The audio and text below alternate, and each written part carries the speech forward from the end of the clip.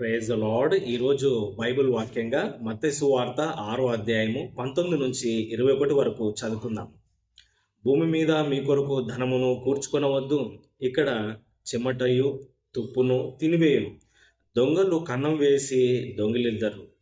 పరలోకమందు మీ కొరకు ధనమును కూర్చుకొనుడి, అచ్చట చెమటైనను తుప్పైనను దాన్ని తినివేయదు, దొంగలు కన్నం వేసి దొంగిలలు.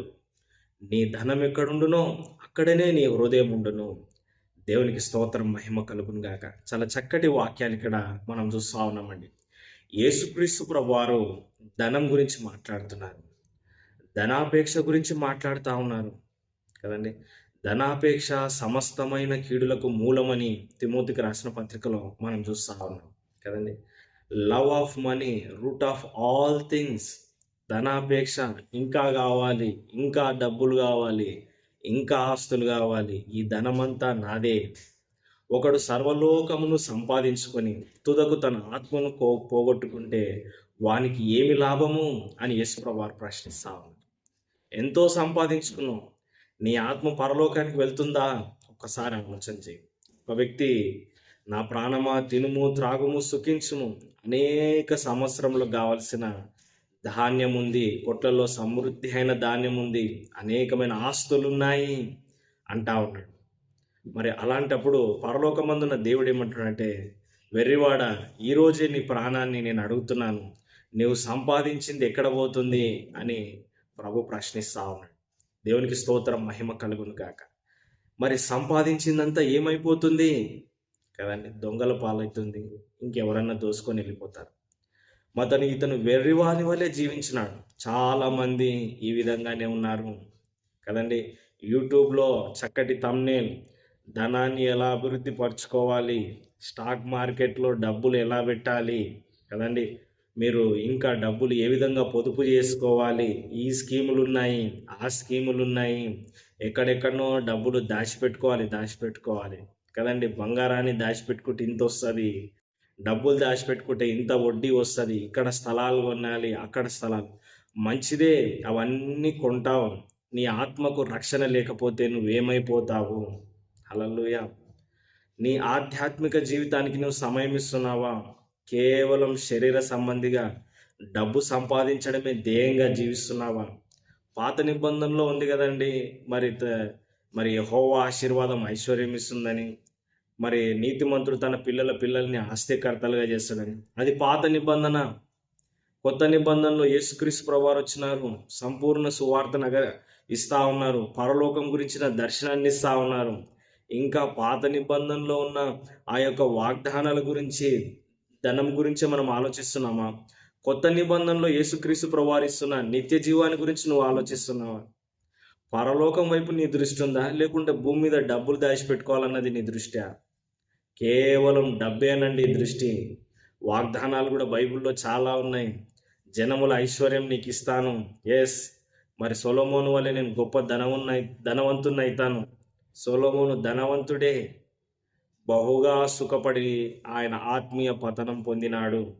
నువ్వు ఏం కోరుకుంటున్నావు కదండి? ఏం కోరుకుంటున్నావు? నిత్య జీవం నీకు కావాలా? పరలోకం కావాలా? ప్రభు సన్నిధిలో నువ్వు ఉండాలా? లేదంటే ఈ లోకంలో ఉన్న సుఖభోగాలు అనుభవించాలా? ధనాపేక్ష కలిగి ఇంకా నువ్వు ఆస్తులు సంపాదించాలా?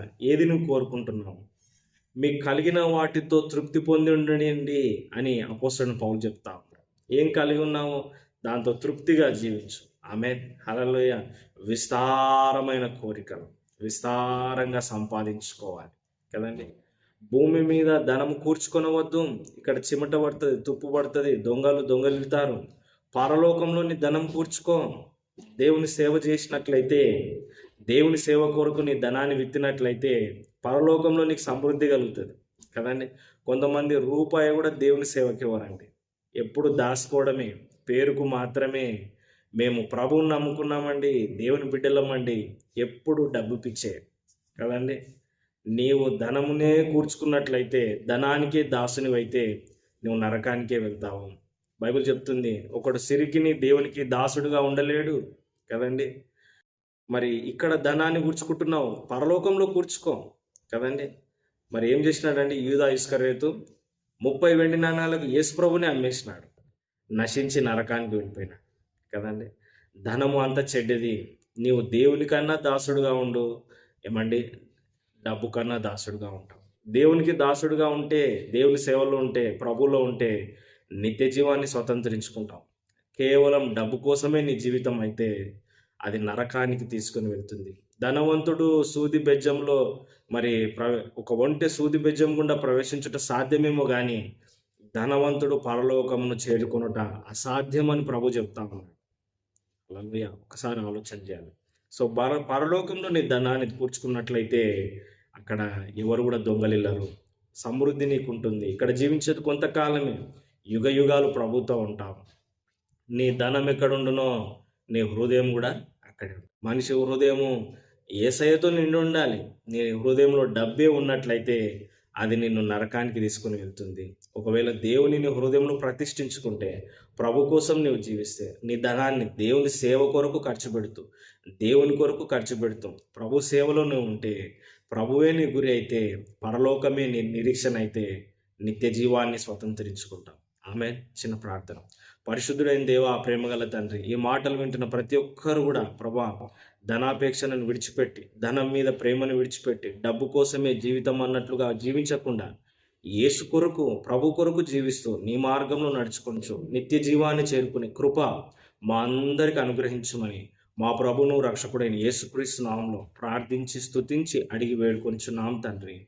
ఆమేన్. God bless you. నేను పాస్టర్ ఎలీషా అబ్రహాం. ఈ వీడియోని లైక్ చేయండి, షేర్ చేయండి, సబ్స్క్రైబ్ చేసుకోండి. Thank you.